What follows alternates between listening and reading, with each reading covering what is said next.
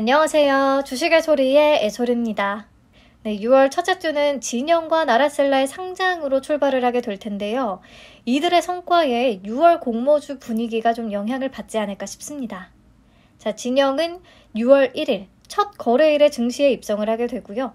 공모가는 5,000원, 하이투자증권에서 배정을 받았습니다.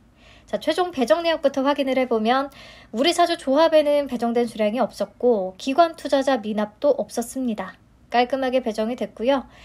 최종 의무보유 확약 비율은 30.43%까지 올라갔어요. 기대보다 더 높은 수준이기는 합니다. 수요 예측 때에는 9.17%를 기록했었거든요.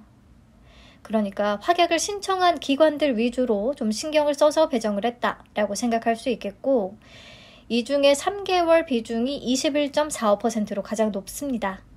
자, 적용을 해서 최종 유통가능 주식수를 계산을 해보면 30.24%에서 24.56%로 감소하고요. 금액으로 계산을 하면 약 210억 원 정도, 200억 원 초반대까지 내려가서 매우 가벼워졌음을 확인할 수가 있겠습니다. 자, 상장일에 매각 가능한 주체별 비중을 보시면 국내 기관 투자자가 51.57%로 가장 높고요. 그 다음 일반 청약자 25.29%, 그 다음 기존 주주 21.94%를 차지하고 있어요. 기존 주주의 비중이 아주 높진 않습니다. 그래서 기관 투자자들과 우리들한테 진영의 상장일 성패가 좀 달려있다라고 볼 수가 있을 것 같습니다.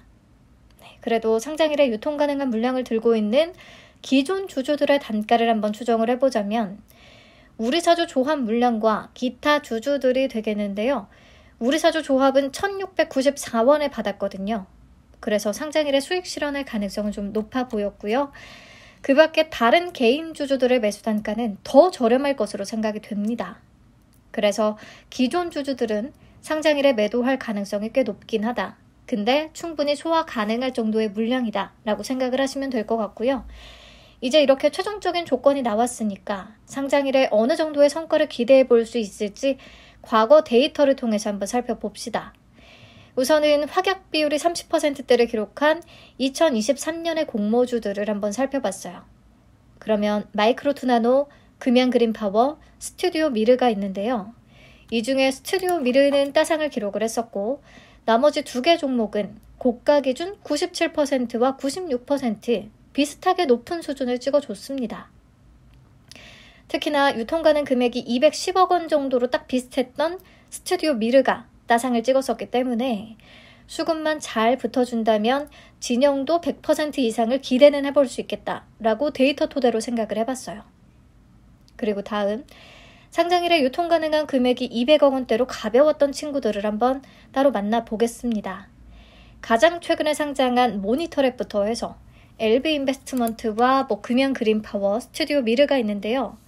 이 중에 모니터랩의 사례를 봤을 때 사실 이 친구는 공모가가 너무 고평가된 경향이 눈에 확 보임에도 불구하고 공모가가 10,000원 미만인데다가 또 유통가능 금액이 200억 원대로 가볍다는 메리트 때문에 수급이 굉장히 잘 붙어준 편이었습니다. 금양그린파워 때부터 시작해서 계속 100%를 넘기지 못하는 상황이 만들어졌었는데 모니터랩이 그 정도의 종목이 아님에도 고가 기준으로 137%를 찍었어요. 그래서 저는 이걸 보면서 다른 것들은 다 제쳐두고 가볍고 공모가가 10,000원 미만이면 수급이 확실히 정말 잘 붙는구나 라는 것을 느꼈습니다. 그래서 진영의 기대 수익률을 좀 높게 잡을 수가 있었던 거고요. 그리고 말씀드렸듯이 유통시총이 낮으면서 시가총액이 1,000억 원 미만이고 또 공모가가 10,000원 미만인 경우에는 상장일 뿐 아니라 그 이후까지도 추가 상승을 보이는 케이스가 많았습니다. 이노진, 꿈비, 미래반도체, 한주라이트메탈까지. 물론 이 중에서는 진영의 유통가능 금액과 시가총액이 조금 큰 편에 속하게 되는데 그래도 충분히 좋은 성과를 기대하게끔 하는 조건이다 라고 정리는 해볼 수가 있겠죠. 그래서 여전히 진영은 수급 붙기에 좋은 3박자를 다 갖췄다는 의견에는 변화가 없고요.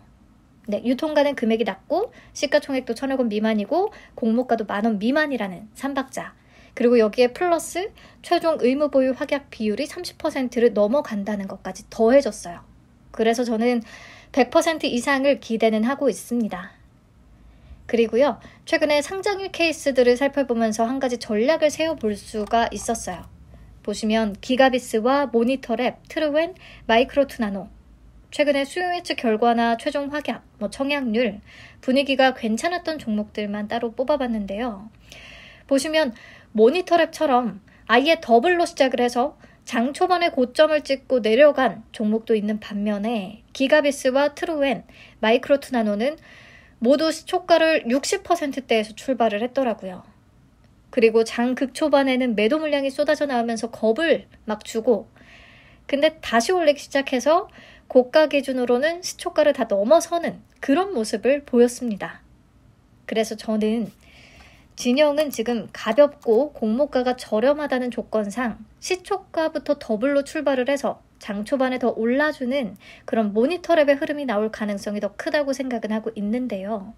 혹시나 시초가가 60%대 정도로 출발을 하게 된다면 장 시작 후 눌릴 때에 겁먹고 팔기보다는 조금 보유해 보겠다. 그리고 조금 더 나아가서 추가 매수 전략까지도 생각을 해볼 수가 있겠다라고 좀 생각을 하고 있습니다. 따상에 안착이 된다면 조금 더 지켜볼 수도 있겠고요. 다음날까지. 아무튼 좋은 성적을 기대는 하고 있는데 문제는 하이투자증권의 전산 장애가 조금 걱정이 된다는 부분이에요. 22년 상반기에 이런 뉴스가 있었습니다. 증권사 민원, 전산 장애로 4배 급증, 하이투자증권이 그중 1위. 그리고 진영 공모주 청약을 접수할 때도 로그인과 청약 접수에 오류가 있었나 봐요. 저는 몰랐는데. 아무튼 그렇다면 지금 진영의 청약 건수가 LG 엔솔때하고 비슷하게 들어왔거든요. LG 엔솔때에도 상장일에 오류가 있었고 보상까지 이루어진 바가 있었죠. 그래서 이번에도 약간 조금 불안하긴 합니다. 시스템적으로. 그래서 혹시나 배정 수량이 조금 많은 분들은 타사 대체 출고를 고려해 볼 수 있을 것 같기는 한데 수수료가 5,000원이나 듭니다. 아니 본인들 시스템 불안정한 건 생각을 안 하고 타사 대체 출고 수수료를 이렇게나 높이 받는 건 무슨 심보인가요? 네, 아무튼 어떤 게 좋은 선택이 될지는 저도 알 수가 없기 때문에 출고를 합시다 이렇게 얘기할 수는 없겠고요. 만약에 진영이 기가비스 같이 장 초반에 눌렸다가 올라간다고 하면 굳이 타사 대체 출고까지는 필요 없을 것 같은데 모니터랩처럼 시초가 더블로 출발을 해서 장 초반에 고가 찍고 내려올 가능성도 존재를 하기 때문에 이때 혹시 오류가 딱 발생을 해서 내가 한 10에서 20% 정도를 앉은 자리에서 그냥 손해를 보게 된다.